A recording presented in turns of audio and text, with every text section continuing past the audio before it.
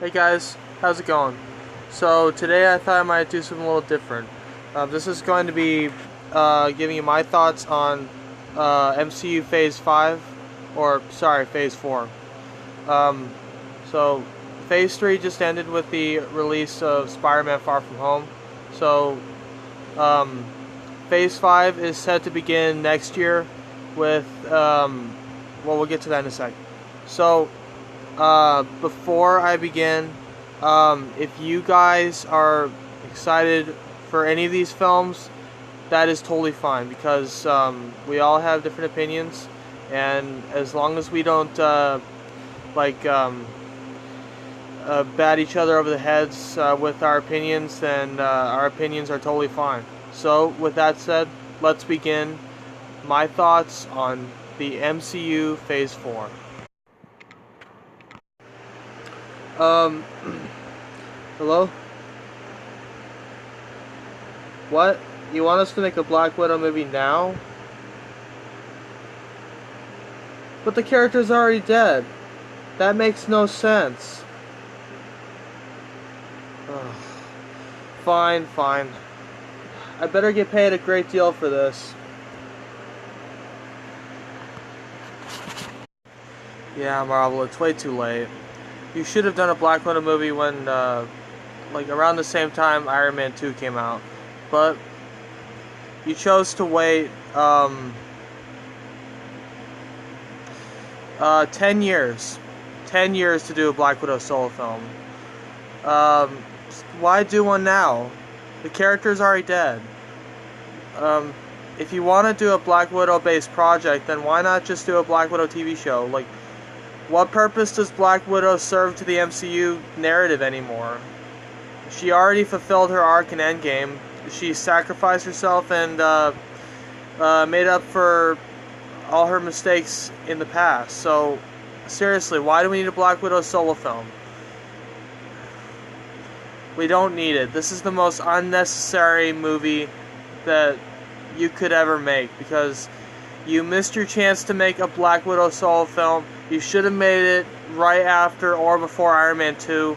It's way too late, so there's not really much to say. Black Widow is a good character, but again, she's already dead. She died in Endgame, and let's just honor her legacy. If you want to do a Black Widow-based project, then do a TV show. Like, do one of those Marvel shows that are going to be airing on Disney+. That will be good enough for the fans everywhere to get their Black Widow fill.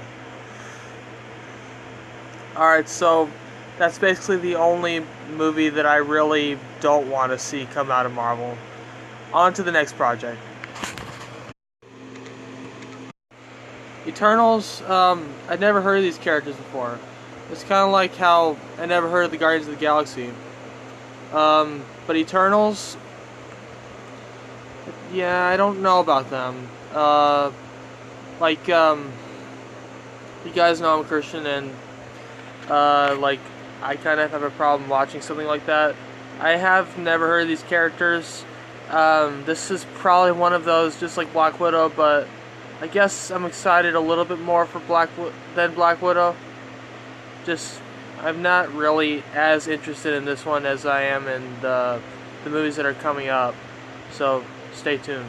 Anyway, moving on from Eternals, they did make a cameo in Guardians of the Galaxy. Well, the Celestials did anyway, from the comics and Marvel. So, let's go ahead and move on. Shang-Chi and the Ten Rings. I'm very excited that we're getting a new Marvel character. Like, I think that that's really cool. The problem that I have with it is it kind of feels like it's trying to be a replacement of Doctor Strange. It kind of has that Asian, because Doctor Strange took place in Asia, at Kamar-Taj.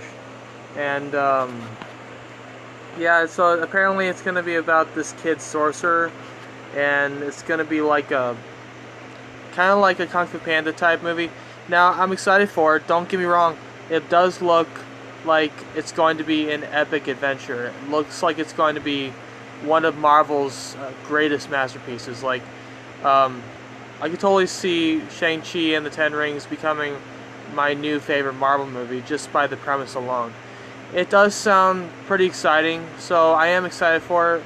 I might see it in theaters, but again, it feels a lot like Doctor Strange.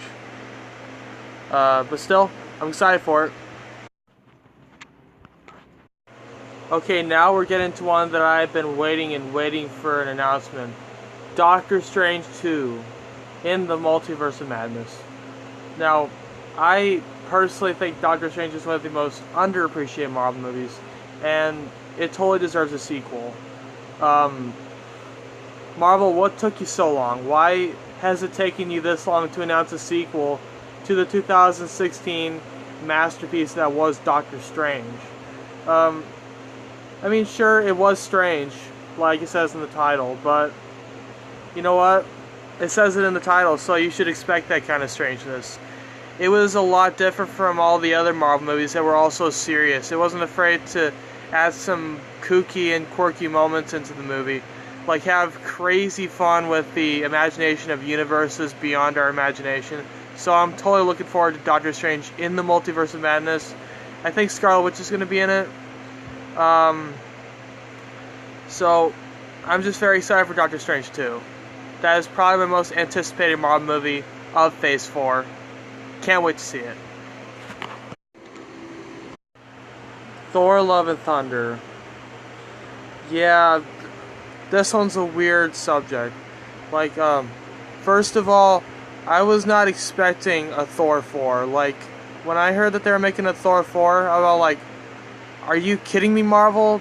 After the epic finale that you had in Thor Ragnarok, you're really going to make a fourth movie? Are you high, Marvel?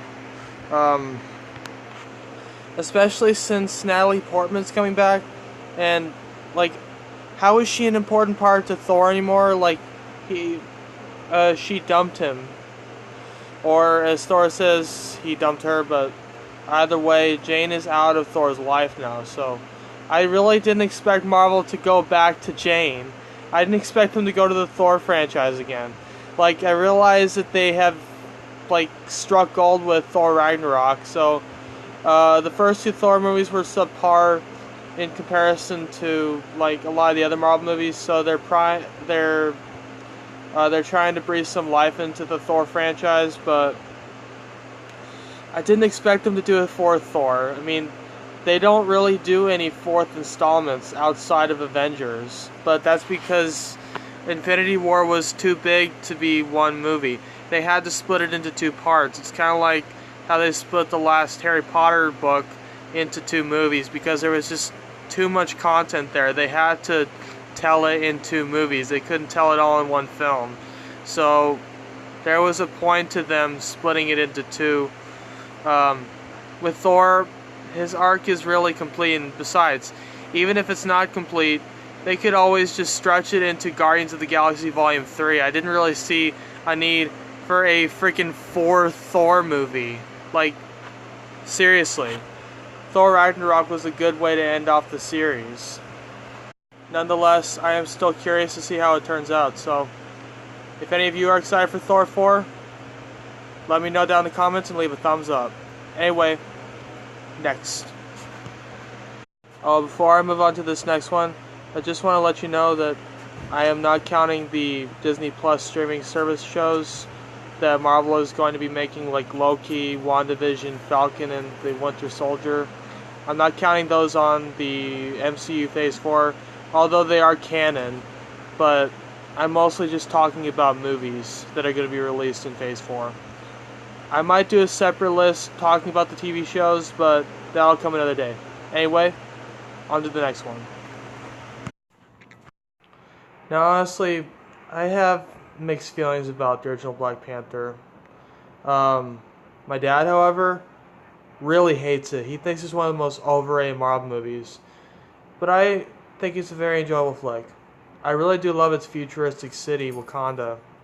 And it was really a very immersive atmosphere. But I really do hope the sequel does outdo the original. It made $1 billion at the box office, Black Panther, and it even outdid Infinity War at the Oscars, getting Best Picture. What? So yeah, there's no surprise that Black Panther's getting a sequel. There's no way that Marvel would pass up an opportunity to milk the heck out of this. So let me know if you're excited for Black Panther 2. I knew they were going to make a sequel, and I'm kind of excited for it too. So let me know what your thoughts down in the comments. I really did like T'Challa. He was a good protagonist. And again, it's a very cool city. Visuals are great. It's visually stunning. Um, and the scale of Africa, like how they shot the waterfalls and all that, I thought it was really beautiful. It's basically the Lion King of Marvel. So let's move on to the last and final Marvel movie in Phase 4,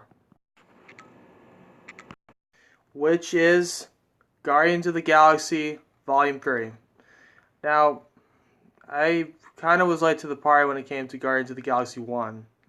I started to watch the first movie, but I kind of got bored with it. Years later, after watching the second one, I just had to give it a watch, and it's really good. When I first saw the trailer, I was like, I don't know, Guardians of the Galaxy, this looks like it's going to flop. It doesn't look like Marvel. It looks like a low-budget movie made by some YouTubers. In fact, a lot of people were expecting Guardians of the Galaxy. Even the director and staff behind it were expecting it to flop. But surprisingly, it became one of the biggest hits of 2014. And people think it's one of the best Marvel movies yet. So I'm excited for Guardians of the Galaxy Volume 3, especially since it's going to be centering around Gamora. And it's going to include Thor, I think. But anyway, Guardians of the Galaxy Volume 3 doesn't really have an official release date, just checked. But apparently they do have a poster, and I'm really excited for it. So let me know what your thoughts are. Are you excited for Guardians of the Galaxy Volume 3? Do you think it's going to be the best out of the trilogy? I'm not going to talk about Spider-Man 3, Ant-Man 3, or any of the X-Men or Fantastic Four projects. There have not been any release dates announced.